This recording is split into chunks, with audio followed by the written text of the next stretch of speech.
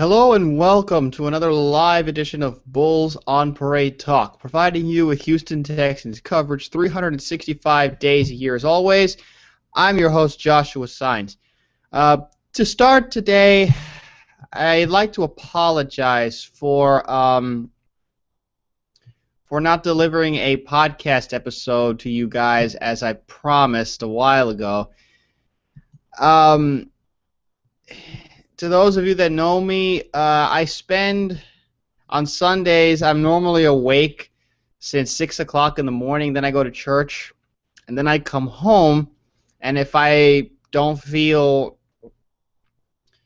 not feeling, if I'm feeling pretty tired, I'll normally just lay down and fall asleep, which I did, which is exactly what I did. So because of that, I was not able to record a podcast episode as I wanted to,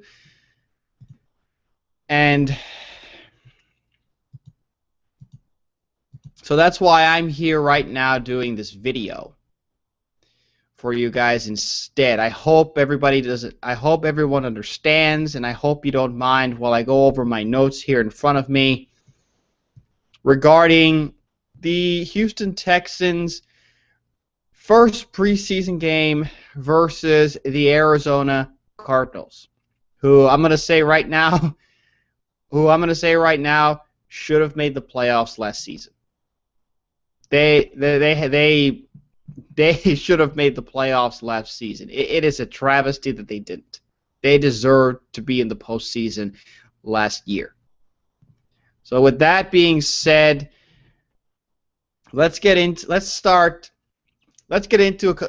my notes, which is not a lot. I didn't take a ton of notes. But I was able to. I'm just going to go off by memory my notes and a couple of things that I saw on here based from what I'm reading. So,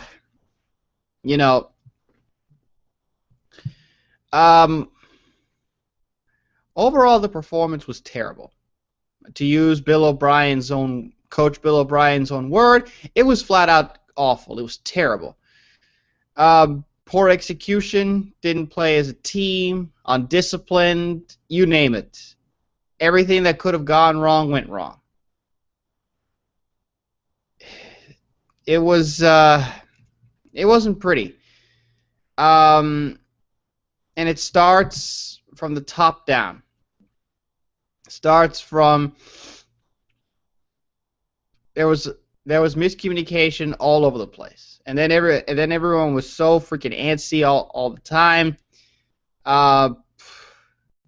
And then, of course, the biggest number, 2 turnovers, particularly by Ryan Fitzpatrick by way of interceptions.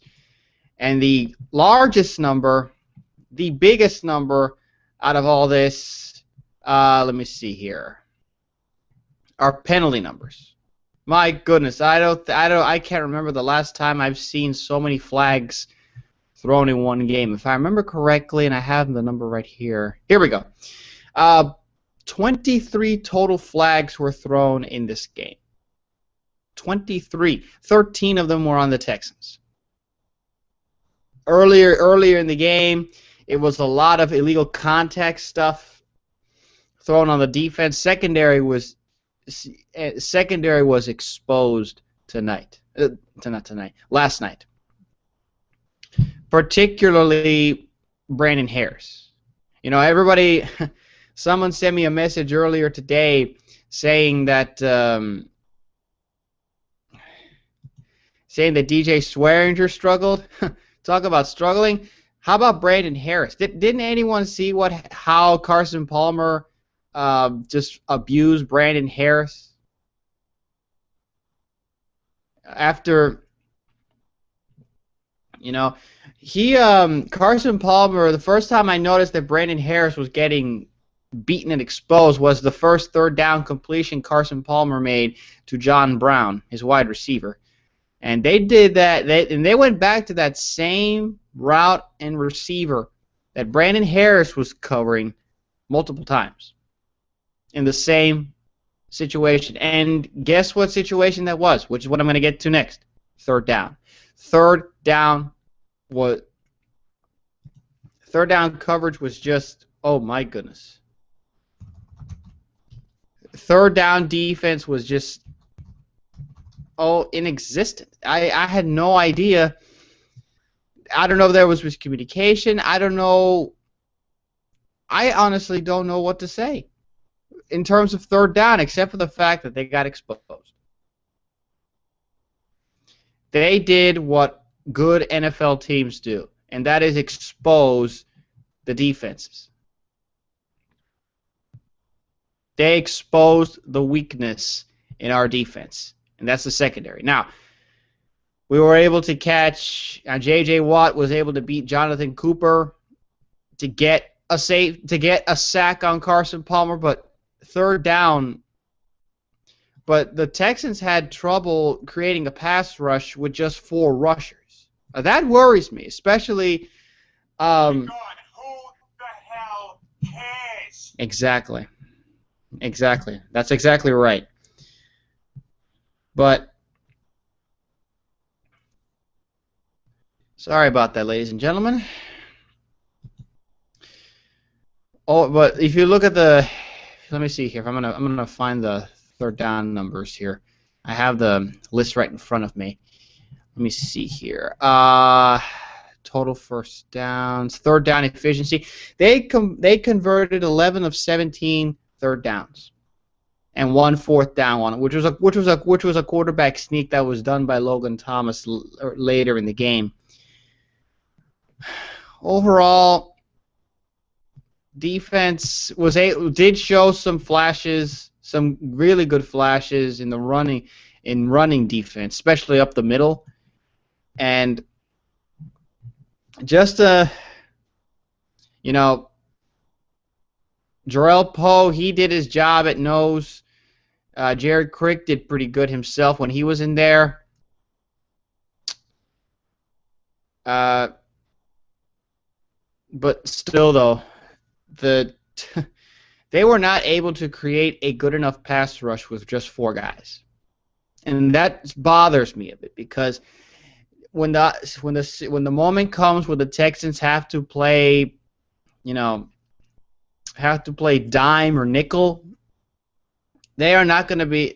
This lack of pass rush with only 3 to 4 guys, if it's not there,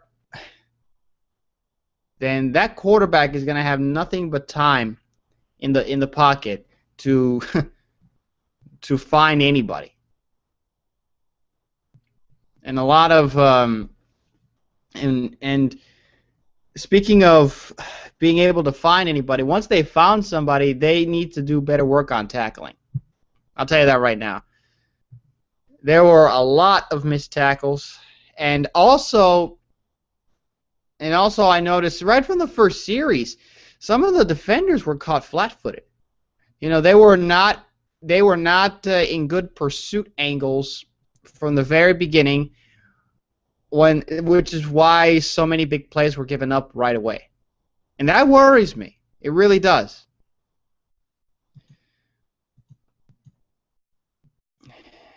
And still, we need to find a way to generate a good pass rush. Because, run defense was okay, but just 4-man rush or 3-man rush, just that alone was not able to do anything. Was not able to do absolutely anything in this game. And when I know, and speaking of the running game, while it wasn't, the 100-yard rushing attack that the Houston Texans are used to, we were still able to generate, I think it was 93 yards. I have the number right here. Let me take a look. Yeah, here we go. 90 yards total, 5.3 yards per carry during the game. Jonathan Grimes looked good. That stretch running play, that running play, That running game looks pretty good. Pretty good. Needs some work. No Arian Foster. And I'm going to get to him in a bit because I just got notice about something that I'm going to share with you guys. But, you know, one thing I noticed in this game, and maybe you guys can help me out on this, I did not see a fullback in this game. This was all base stuff. Everything in this game was base.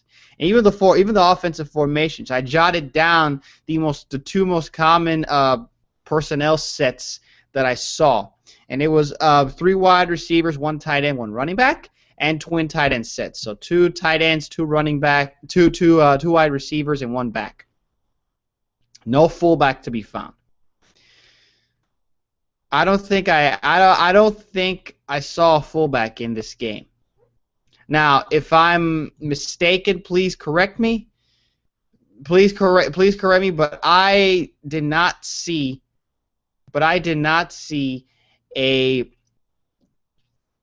fullback in this game. So Jay Proche, I don't think I saw him on the field.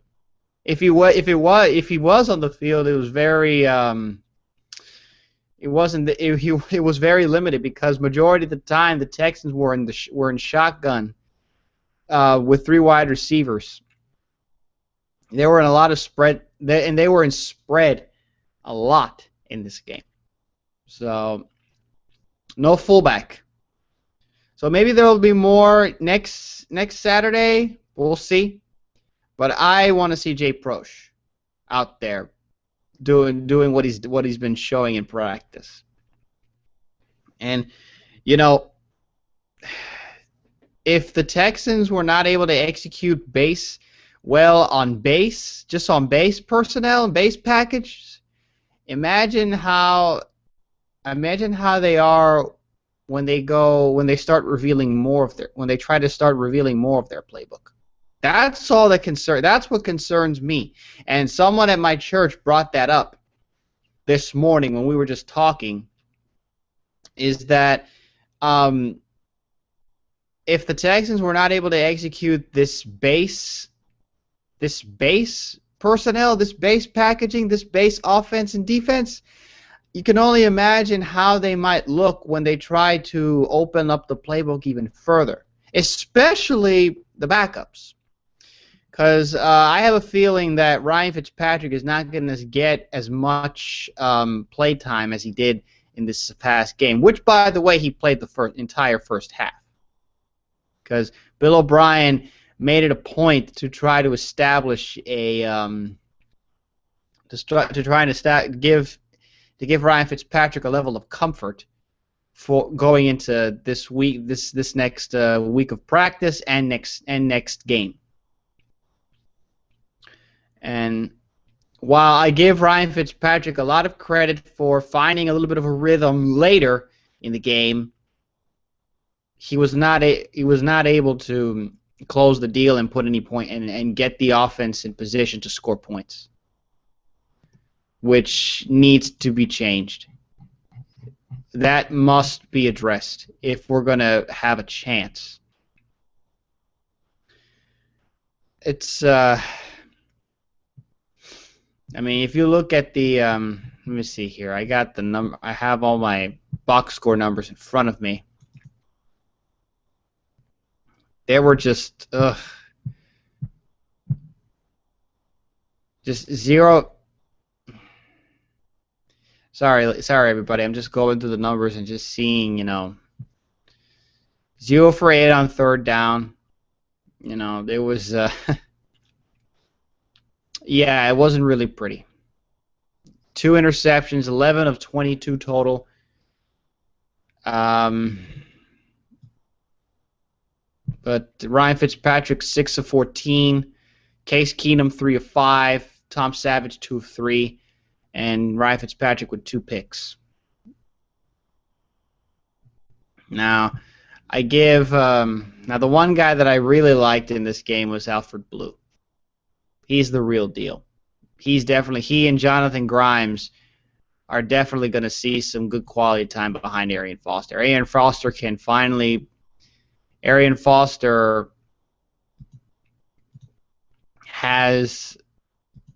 has people behind him that could really help him out and take the load off of him. So everything I've been saying about Alfred Blue since the draft, I'm seeing it on the field, and I'm very pleased about it. But aside from that,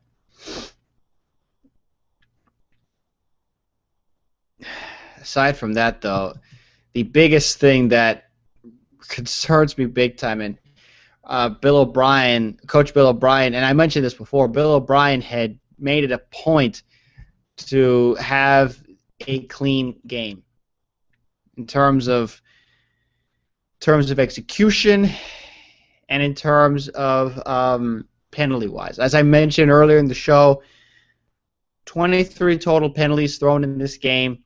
13 of them were on Houston. And there were a lot of illegal illegal contact downfield by the secondary. Heard a couple of hands to the face, a couple of false starts, a delay of game, which started on the first series where Case Keenum was the quarterback. All things that are correctable. But as I said, Bill O'Brien made a point of wanting to see a clean game. And on top of that, and speaking of clean, the execution in the running department started diminishing, especially after Brooks Reed and Jadeveon Clowney left the game after the first series. Which, by the way, now that I mentioned that, Jadeveon Clowney looks like the real thing. If you notice Jadeveon Clowney, while he only played one series, you look at the way that he exploded off the line and was able to help create pressure, especially with J.J. Watt's sack and, of course, for his own tackle for loss. My goodness. They had, after Brooks Reed and Jadeveon Clowney left the game, the running backs for the Cardinals just had running lanes all over the place. On the perimeter, just all over the place during the last 3 quarters of the game, particularly. So, basically, the question is, how are the Texans going to be able to set the edge defensively without Clowney and Brooks Reed out there, if anything should happen? Just something to consider, just something to think about. And as I mentioned, we weren't able to generate a good enough pass rush with just 3 or 4 guys. So that combined with lack of setting the edge without Clowney and Brooks Reed, makes you wonder what is Romeo Cornell going to have to do to get this corrected. And going back to penalties, if I can. I know I'm going all over the place, and I apologize, but going back to penalties, there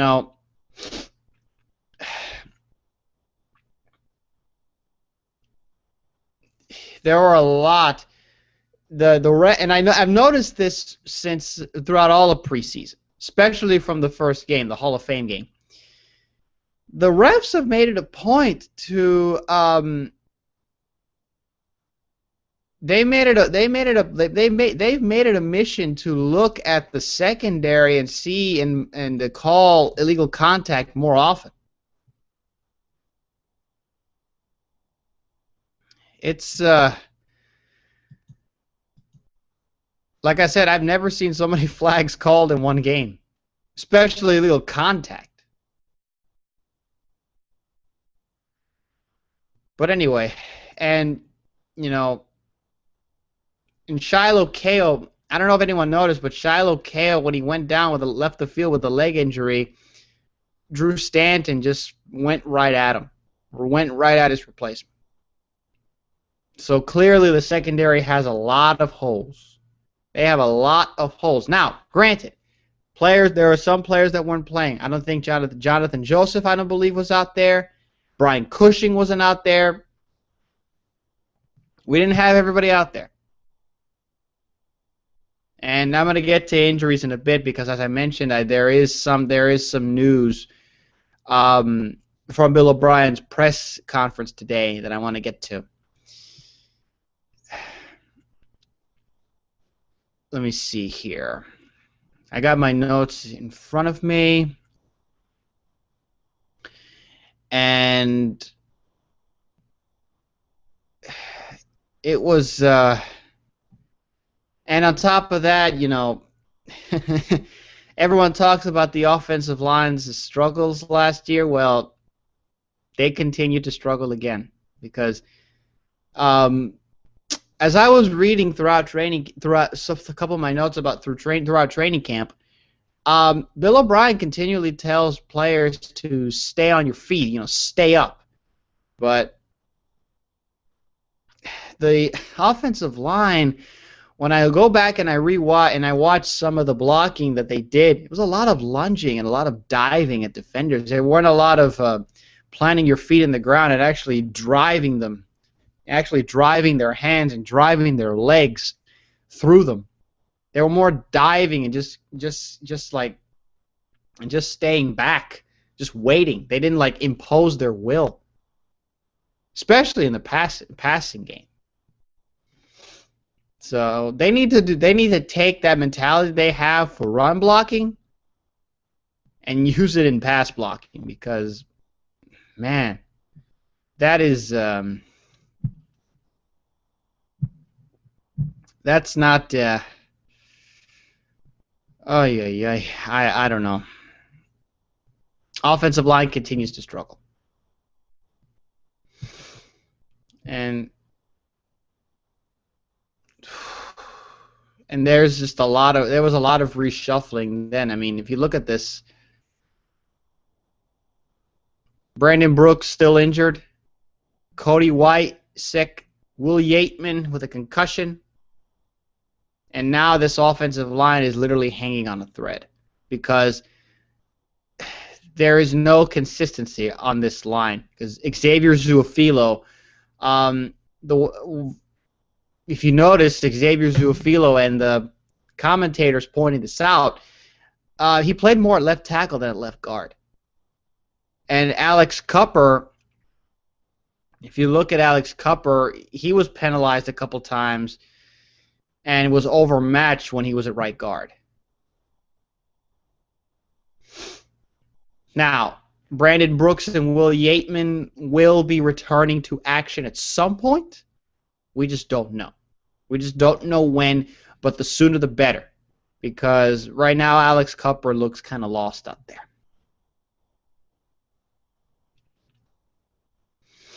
And let me see here. If there's any other things in my notes. Let me see. Aside from that, those were all.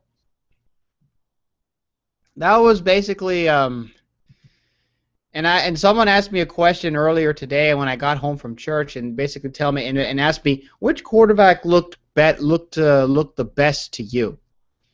And my immediate response was, you know what?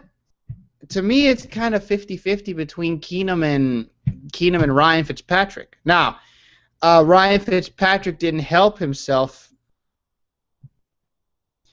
Ryan Fitzpatrick didn't help himself by throwing those interceptions. At the wrong time, especially the second one. But overall, he was the one that was driving the offense down the field more efficiently, if you really look at it. Now, no Andre Johnson, and now, as I said, Case was 3 for 5. Those two that Case missed were drops. Those were drop passes. They weren't inaccurate at all. They were dropped passes. So that's why when I'm going to go through in the future, when I do my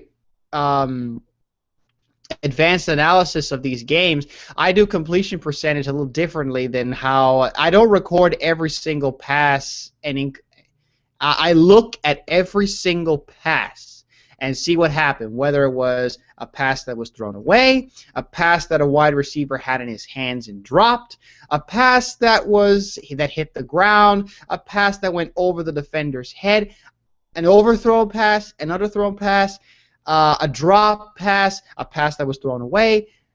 When I do my advanced analysis, I jot down all of that. I go through every single, and that's why I'm so glad I have NFL Game Rewind, because I can actually go back and look at those incompletions and say, you know what? It was overthrown. It was underthrown. It was underthrown. It was overthrown. He had it in his hands and it was dropped, because sometimes the the completion percentage stat is sometimes overrated.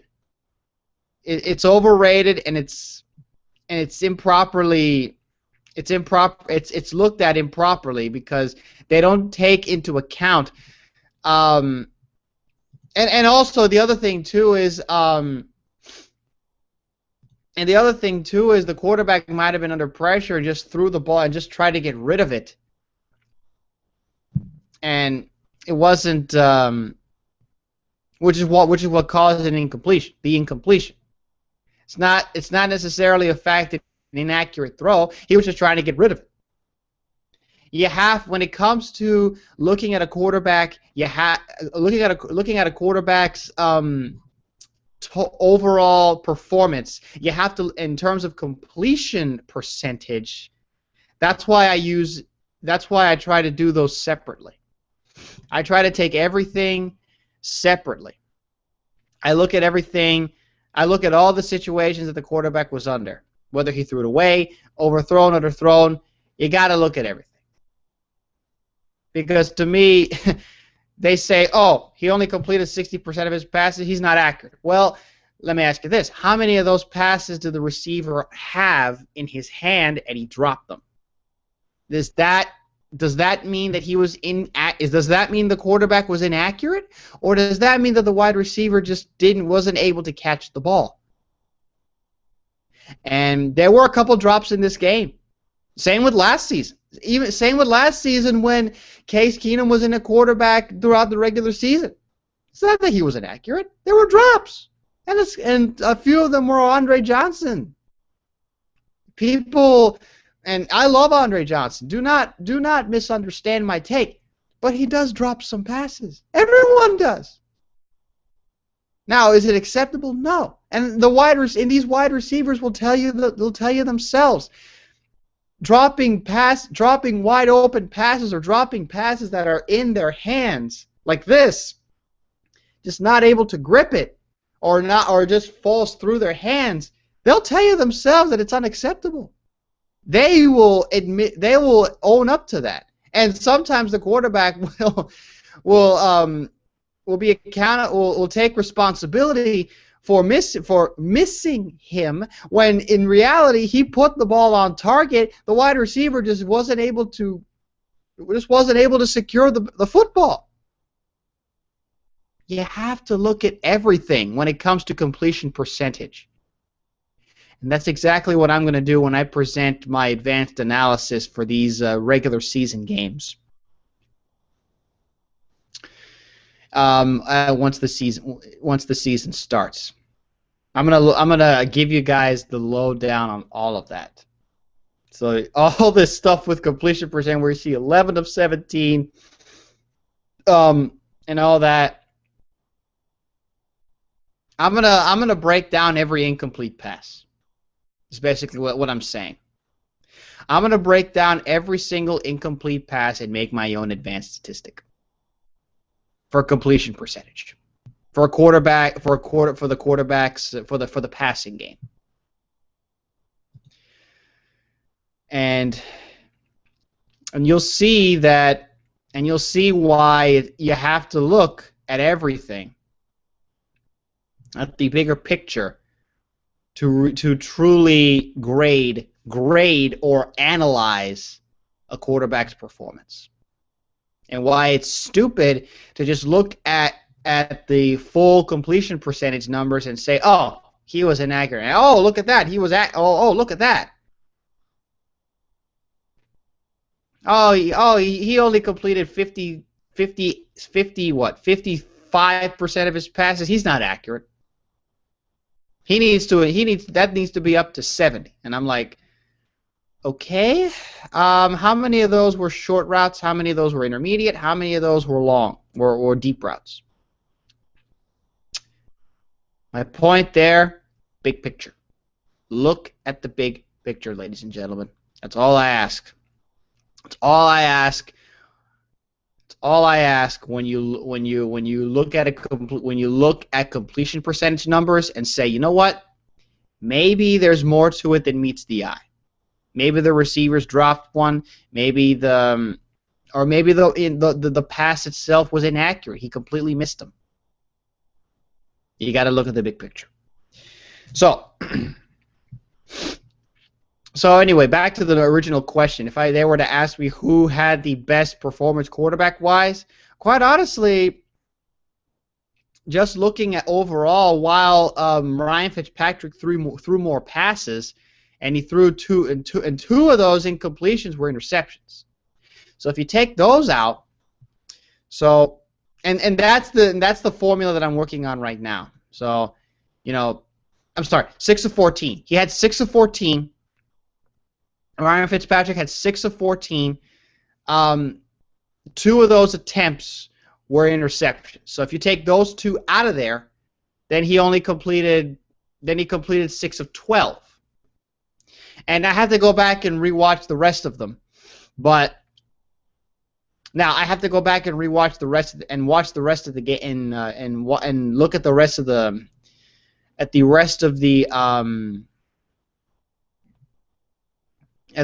passes, if they were dropped or not, because I don't remember. And that's probably, and like I said, that's why I said my notes were limited, because I wasn't looking at that at the moment, because it was preseason, and it's only preseason. It's the first game. This kind of thing is going to happen. This basically says, hey, you know what? Nowhere to go but up. Nowhere to go but up. And that's my feeling about this whole thing. So you take out those 2 interceptions, 6 of 12. And Case Keenum, he completed 3 of 5. Those 2 were drops. So those 2 were drops. He had them in his hands. They were on the money. He just didn't. Receiver just didn't finish the catch. So if you take those out, or if you add them, or if the wide receiver, was able to catch those, 5 for 5. For I don't know how many yards that would have been. Maybe 45, 50, 52, something like that. I don't know. I have to go back and look. Tom Savage, 2 of 3. I don't know why that incompletion happened. I have to go back and look. I don't remember.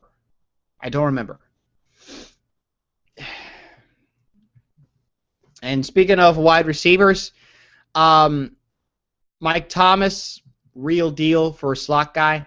Definitely what we need. Let me see here. Alfred Blue, he caught 2 passes out of the backfield. One of them thrown by Case.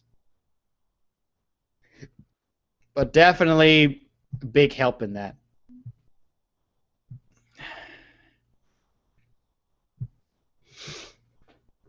But definitely Mike Thomas, and let me see here. I'm trying to see if I can pronounce this guy's name. Uzoma Nwachukwu.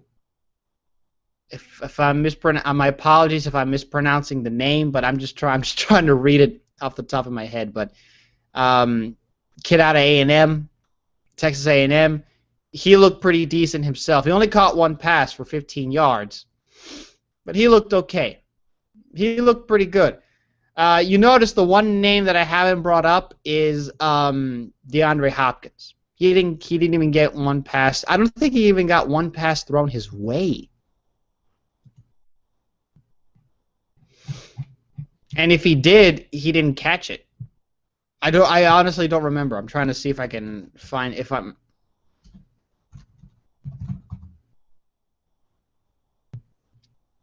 Yes, excuse me. he did catch the ball. He had a I think the only time Hopkins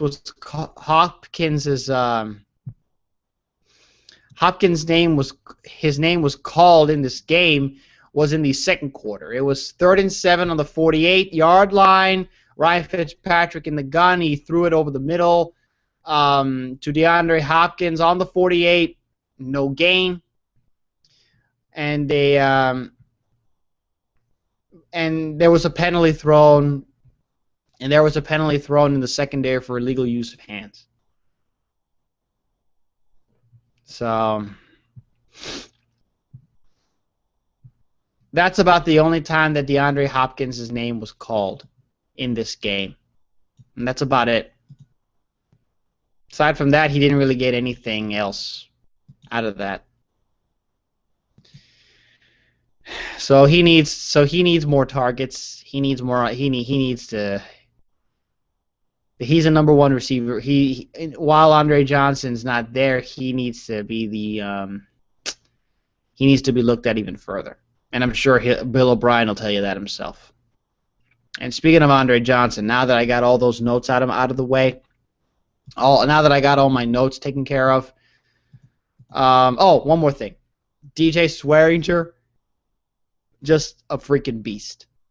That kid from South Carolina, I loved the way he plays, the way his physical play on the field. I love it, especially that monster hit that he laid. Oh my goodness, I could hear it all the way in here in my own home. I got chills just thinking about that hit. There's your football player, ladies and gentlemen. So anyway. With that in mind, after mentioning DeAndre Hopkins, that brings up a little piece of information that Bill O'Brien released earlier today that I just got on my Twitter page. Let me see here. As I mentioned, Brian Cushing. Let me see here. Where am I? Where's the tweet? Here we go. Andre Johnson, Arian Foster, and Brian Cushing were not out there, but there is a strong chance that Andre Johnson and Arian Foster see the field next Saturday. And potentially Brian Cushing. Potentially. I wouldn't be surprised if he was. Actually, let me put that. Let me restate that. I would be very surprised if Brian Cushing saw the field on Saturday, this coming Saturday.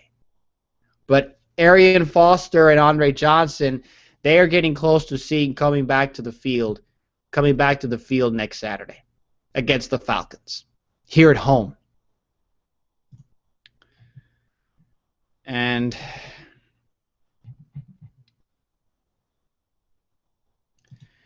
so anyway, hopefully that'll help themselves and the team as a whole, and that's the whole thing. And that's the thing. Overall, the Texans did not look good individually and as an entire unit. So football is 11 on 11. I always say this: it's 11 on. It's never 1 on 11. It's never 2 on 11. It's never 5 on 11. It's not even 8 on 11. It's 11 on 11. Everyone has to do their job for the team to be successful. And that did not happen at all in the game yesterday. So they have the coaching staff has their work cut out for them. And not only that, it's not only 11 on 11 on the field, but the coaches have to do their job as well. And I noticed there was some miscommunication between Romeo Cornell and the defensive, I think either secondary coach or defensive line coach. I can't remember who it was, but somebody had brought that up to me before as well. Everyone has to work together for the team to be successful, starting from the top down. Coaching staff, from head coach all the way down to players on the field. Coaches do their job.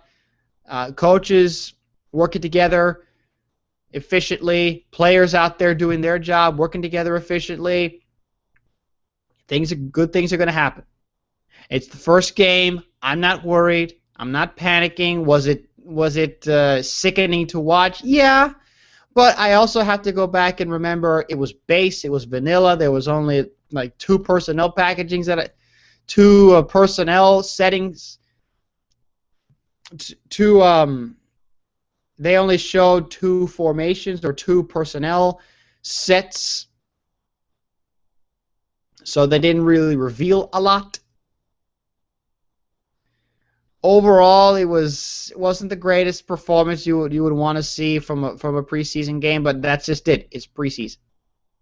As I said, nowhere to go but up. All we can do now is look at the film, review everything that happened, and say, you know what? Let's get back to work. Let's get back to work. The Falcons are going to be here later this week. They'll be landing in Houston sometime this week to do joint practices with the Texans. And then it's the next preseason game on Saturday. Now, on Saturday, typically the second from here on out, it's basically the time of backups. You're probably going to see a lot more Case and Tom Savage. I think Ryan Fitzpatrick is only going to get maybe 1 or 2 series, and that's it for next game.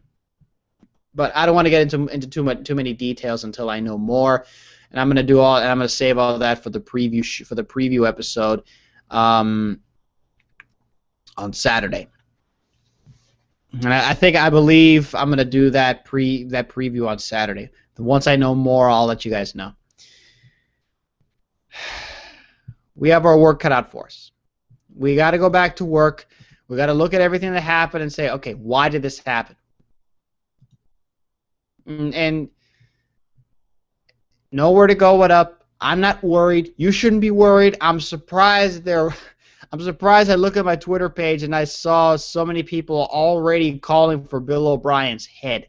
And I'm like, after one preseason game? After one preseason game? Really? I don't know. But there is a bright side to all this. But, you know, despite all of that, there were some bright spots. 2-minute offense. As I said, Ryan Fitzpatrick, that's why I say Ryan Fitzpatrick looked the best out of all of them, because he was actually able to drive them down the field during 2-minute drill in the last drive of the first half. Until he threw the interception, of course. But look at the way the offense was moving. They were driving the ball.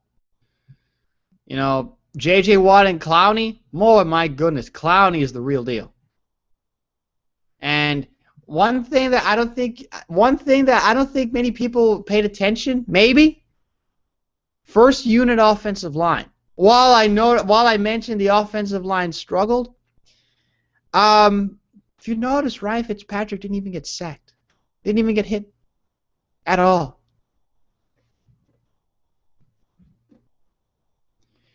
You know, if you go back and watch the game, Arizona hit the quarterback 5 times. 3 of them came in when Tom Savage was the quarterback. Just something to think about. They hit the quarterback. I'll say that one more time. Arizona hit our quarterbacks 5 times. 3 of them came when Tom Savage was in at quarterback.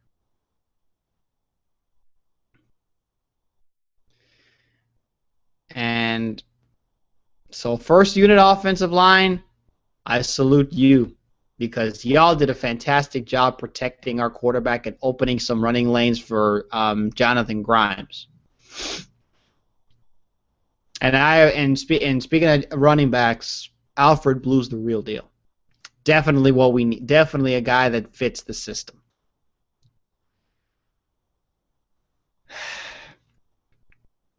So definitely some signs. And like I said, and another reason, Arian Foster and Andre Johnson getting closer to seeing the field. So, and as Bill O'Brien said in his press conference earlier today, the sun, I believe, rose today. So definitely nowhere to go but up from here. And I love Bill O'Brien's attitude about this whole thing. So he remains optimistic, as do I. I'm not worried. I'm still very excited about what this team can do overall, especially seeing the first unit out there. Offensive line did not give up a sack, did not give up a hit on Ryan Fitzpatrick.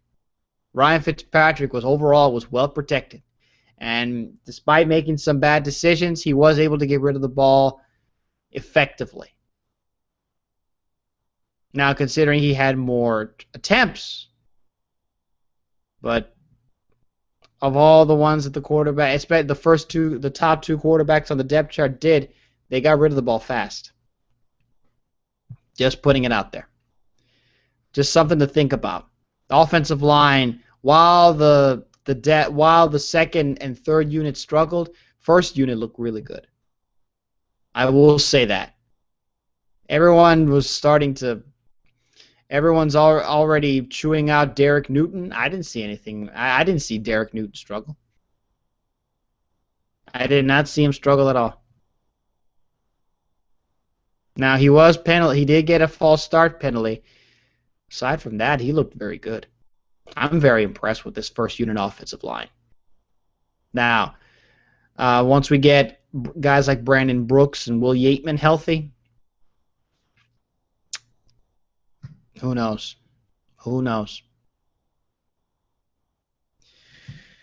And as I mentioned, no sign of fullback Jay Prosch. But once he's in there, I can't wait to see how he hits, how he blocks somebody.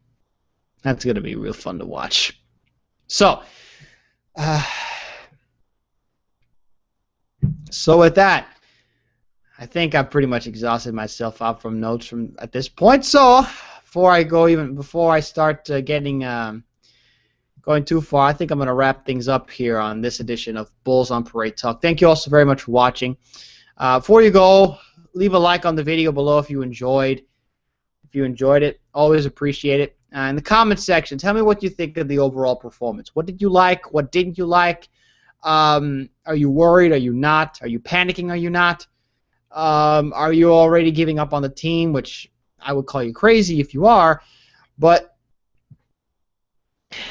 tell me what you thought about the Texans' overall performance. If you were to grade, I wouldn't say that because I think everyone's either giving them like a D or an F. But that's from what I'm seeing. But tell me what did you see? What did you like? What didn't you like? Tell me in the comment section, please. Always a good, always in for a good discussion. If you're not already, please subscribe to this YouTube channel. Shout out to everybody that already has. I reached 50 a couple weeks ago. Big time. I hope to see more of you on here. Be sure to keep up with the talk by following me here on Twitter at Bulls Parade Talk, liking the Bulls on Parade Talk Facebook page, where you can get invitations. You'll be able to see all my Twitter posts, all my videos, all my articles on my website, which I'll cover. Everything that I put on there, like these videos, these podcast episodes. And speaking of podcast episodes, that's how I invite people that's one way I invite people to the podcast, by Facebook. So if you want to be a part of that, check it out. And finally, be sure to head over to the website, bullsonparadetalk.blogspot.com, for more content. This video will be posted on there as for Week 1 review. For Texans Preseason Week 1 review, I'll be working on it. I'll try to have it done by the end of today. And as I said, you'll see these YouTube videos. You'll get access to my podcast, as well as some as additional articles that I write myself. They either have videos, recordings, or just by themselves that are about the Texans or just about football that I find that I feel like I need to get off my chest. A lot of good stuff on there, and now that the Texans are starting to actually play games, there's a lot more coming. So head over to the website. A lot of good stuff on there, and a lot more to come. It's gonna be really fun. But in the meantime, ladies and gentlemen, this is your host Joshua Sines from Houston, home of the Texans, saying so long. See you next time right here on the Bulls on Parade Talk.